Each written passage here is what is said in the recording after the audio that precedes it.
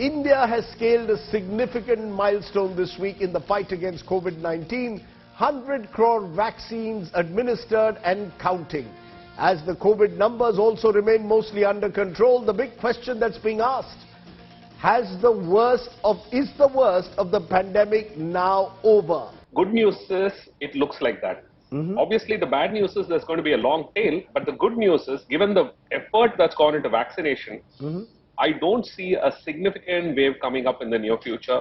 So I think the worst is behind us. For the same reason that Dr. Subramaniam just cited, plus remember that the ICMR 4th survey showed almost 2 months back that 67% of Indians had already been exposed. So we had a massive second wave, which is also leading to the protection in addition to the vaccines.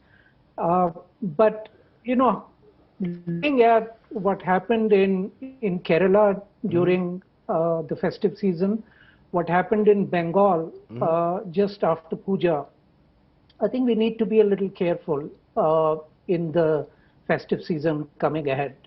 But yes, I believe the worst is over. It's not the end of the pandemic. 2/3 of the pandemic is already negotiated, but we still have another 1/3 to go. And if we let our guard down, and if we celebrate this Diwali, we may not be able to celebrate festivals next year. Remember, how we behave now for the next 4 to 5 months will dictate how the virus behaves after that. Because our behavior will help us to tame the virus. I already think, and my article on Dasara Day clearly said that we have entered the endemic stage. But to stay and to burrow and to dig into the endemic stage, we have to be extremely careful. We probably, instead of meeting 4 people, can meet 6 or 8 this Diwali, but you cannot celebrate the traditional Diwali. We have negotiated Ganpati, we have negotiated Dasara, probably the Puja at West Bengal. We have one more large festival to negotiate. Well, I think what's worked well for us in India, one is, of course, the massive second wave. The fact that vaccines worked against the Delta variant, and we've seen evidence to that. And the fact that even if you don't have 2 vaccines, but have had 1 vaccine, you do get significant protection. And that's why we are where we are with 15,000 cases. Now, kids have really suffered a lot. I mean, one is, of course, missing school, education, but it's also emotional. We also have had medical issues come up, you know, with obesity, a lot of weight gain, constipation, what have you. You know, the eyes, the strain that they have. So, you know, they need to mingle with kids their age. So we need to encourage kids to get back to school. Parents also today have a comfort level that they did not have 8 weeks ago. And so they're open to that, and to use the terminology that you quite often use because you love cricket. We must do this without letting the guard down. So it's not like you open all schools.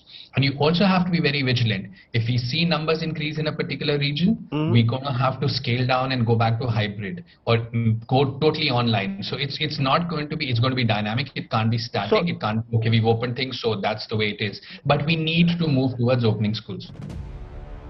It's been 2 years since Amit Shah's speech in Parliament and the reorganization of J&K on the basis of Article 370. What has been achieved? These targeted killings continue in the valley. The entire ecosystem in Kashmir is so badly affected that it won't be cleared in 2 years. One must understand that. There is a very vast terror support network. Till such time the terror support network finishes or completely dies down in Kashmir, the terrorism will remain. As long as there is an even single gun, the fear of terror will remain. So it will take time. Things have improved. There are no processions today, there are no stone throwing, there are no Bandh calls, there are no Friday hartals, Hurriyat is almost inactive. So many positive factors are there. BJP apart, but Honorable Prime Minister Narendra Modi ji and Honorable Home Minister Amit Shah ji had managed the abrogation of Article 370 with all its perfection. For the next 6 months of the abrogation, there were no protests, no killings, and there was a kind of a hope of Naya Kashmir, good governance. But what finally has happened in these last 2 years is that the public alienation has been so big that BJP couldn't win more than 74 seats out of the 276 seats of the District Development Council elections. The spike in civilian killings has been such that people are fleeing from Kashmir.